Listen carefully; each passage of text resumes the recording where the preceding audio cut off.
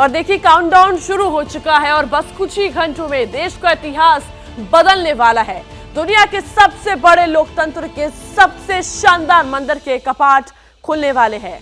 कुछ ही घंटों बाद देश को नया संसद भवन मिलने वाला है। आखिर कैसा है सबसे शक्तिशाली लोकतंत्र की ये सबसे बड़ी इमारत? आखिर क्यों पड़ी इसको बनाने की जरूरत और क्या होगा अंग्रेजों की बनाई पुरानी बिल्डिंग के साथ, जानने के लिए आपको इस रिपोर्ट में दिखाते हैं।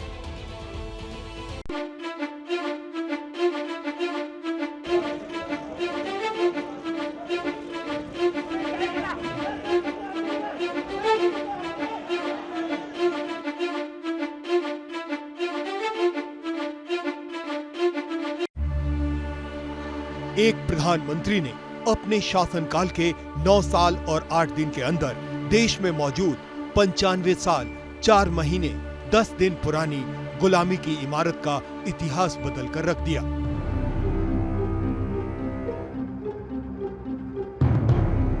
(1927) में बनी गुलामी की इमारत 2023 में अमृतकाल की सौगात से बदल दी गई। ये इमारत जिसे आज तक भारत की संसद कहते आए हैं, इसका उद्घाटन वायसराय के इंपीरियल लेजिस्लेटिव काउंसिल के तौर पर 1927 में लॉर्ड इरविन के हाथों हुआ था। गुलामी के वक्त भारतीय नागरिकों के खून पसीने की कमाई के 83 लाख रुपए लगाकर इस इमारत को अंग्रेजों ने अपनी ताकत और ऐश्वर्य के इमारत के तौर पर तैयार करवाया था। हालांकि आजादी के वक्त से लेकर आजादी के बाद अब तक ये इमारत देश के बदलते इतिहास के हर कदम का गवाह रहा। इस इमारत ने भारत के स्वतंत्रता संग्राम को देखा। 1947 में आजादी की आधी रात को यहीं पर ब्रिटिश हुकूमत ने भारत को सत्ता सौंपी। यही इमारत आजाद भारत की पहली संसद बनी और यहीं पर आजादी का पहला भाषण भी पढ़ा गया।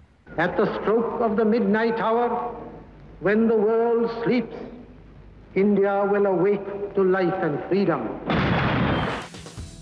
अब इसी इमारत के सामने आजाद भारत के अमृतकाल की नई इबारत लिखी जा चुकी है। प्रधानमंत्री नरेंद्र मोदी के 9 साल के शासनकाल में 3 साल के अंदर 1200 करोड़ की लागत से नए संसद भवन का निर्माण पूरा हो चुका है।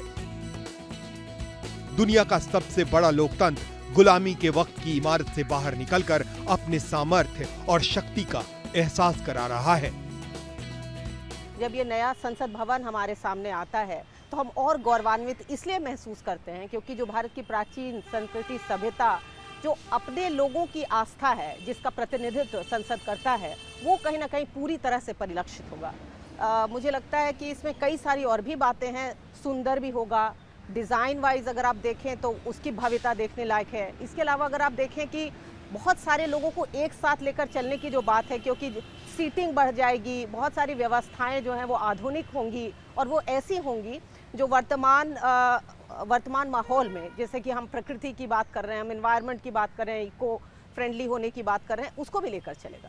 दरअसल नया संसद भवन पूरी तरह से भारतीय तकनीकी, भारतीय वास्तुकला, भारतीय इंजीनियर और भारतीय लोगों के हाथों का बना हुआ है। पुरानी इमारत बनाने वाले तो ब्रिटिश थे, लेकिन हाथ और पैसा भारतीय था। इसमें गर्व करने वाली कोई बात नहीं थी, बल्कि वो गुलामी का प्रतीक थी। नए संसद भवन की रूपरेखा तैयार करने वाले बिमल पटेल की नजरों से आपको बता रहे हैं आखिर अंग्रेजों के जमाने की ये विरासत किस हाल में पहुंच चुकी थी। If you look at the equipment in Parliament, it looks like this. I think just the visual tells you that it's quite dated, quite old. You can't. I mean, this is, we can do better than this, I think.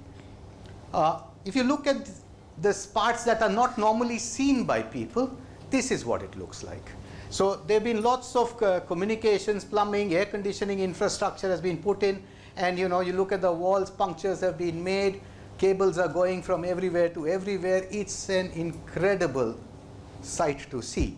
Very often there are foul smells. They cannot find out where the smells are coming from, and then somebody has to move out of an office, etc. Things like that. अंग्रेजों की विरासत सिर्फ 95 सालों में टूट फूट चुकी है। आधुनिक वक्त की जरूरतों के हिसाब से पुरानी पड़ चुकी है। यहाँ सांसदों के बैठने की जगह तक नहीं बढ़ाई जा सकती। ऐसे में नए संसद भवन की जरूरत काफी वक्त से महसूस की जा रही थी। इसको लेकर यूपीए सरकार के दौरान लोकसभा स्पीकर रही मीरा कुमार ने 2012 में ही नए भवन की मांग सरकार के सामने रखी थी। उसके बाद एनडीए शासनकाल में लोकसभा स्पीकर सुमित्रा महाजन ने 2015 में, वर्तमान लोकसभा स्पीकर ओम बिरला ने 2019 में हूबहू यही मांग केंद्र सरकार के सामने रखी। एक साल से ज्यादा विचार करने के बाद 10 दिसंबर 2020 को प्रधानमंत्री मोदी ने नए संसद भवन की आधारशिला रख दी। नए संसद भवन की मांग तो 2012 से चल रही थी, लेकिन आखिर इसमें रास्ते में अड़ंगे वो कौन से थे, किसकी वजह से इतनी देरी हुई? पहले आपको मैं एक मौलिक बात कहना चाहता हूँ। आजाद भारत को अपनी जरूरत के मुताबिक एक नया संसद भवन बनाने का अधिकार है या नहीं? मुगलों ने बनाया लाल किला, जमा मस्जिद, हुमायूं का मकबरा, ऐबक ने बनाया कुतुब मीनार दावा करते हैं, अंग्रेजों ने बनाया राष्ट्रपति भवन, संसद, साउथ ब्लॉक, नॉर्थ ब्लॉक। बस पिछले 75 साल में भारत सरकार के द्वारा एक भी कायदे की चीज यहां जोड़ी गई है क्या? कुछ भवन को छोड़ दीजिए, शास्त्री भवन और रेल भवन टाइप से। आज ये संसद क्यों जरूरी है? क्योंकि ये संसद 100 साल पुरानी हो जाएगी 2 साल में। नई संसद एक त्रिकोणीय इमारत है। इसमें गोलाकार संसद भवन से ज्यादा जगह भी है और सुविधाएं भी। तुलना करें पुरानी संसद और नई संसद की। पुरानी संसद में लोकसभा के अंदर पहले 552 सीटें थीं, जो अब हो गई हैं 888, जबकि राज्यसभा की पुरानी 245 सीटें बढ़कर हो चुकी हैं 384।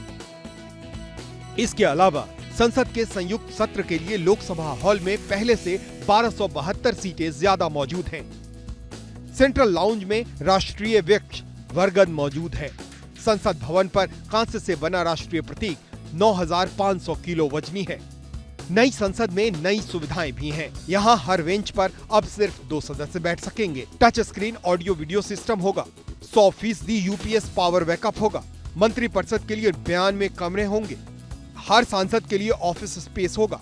पुरानी से 17,000 वर्ग मीटर ज्यादा बड़ी होगी नई संसद। नई लोकसभा मौजूदा से 3 गुना बड़ी होगी।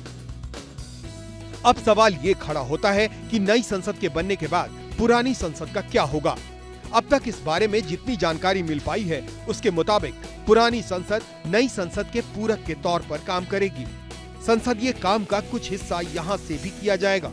इसके साथ ही पुरानी संसद को आधुनिक सुविधाओं से लैस भी किया जाएगा और साथ ही इसके एक हिस्से को म्यूजियम बनाकर आम लोगों के लिए खोल दिया जाएगा।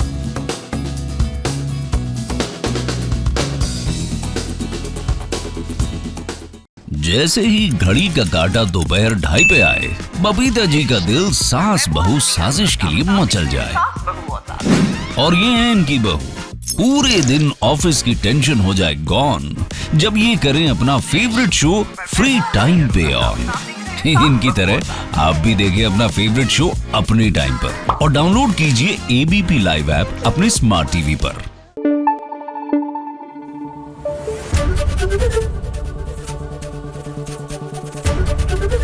एबीपी न्यूज आपको रखे आगे।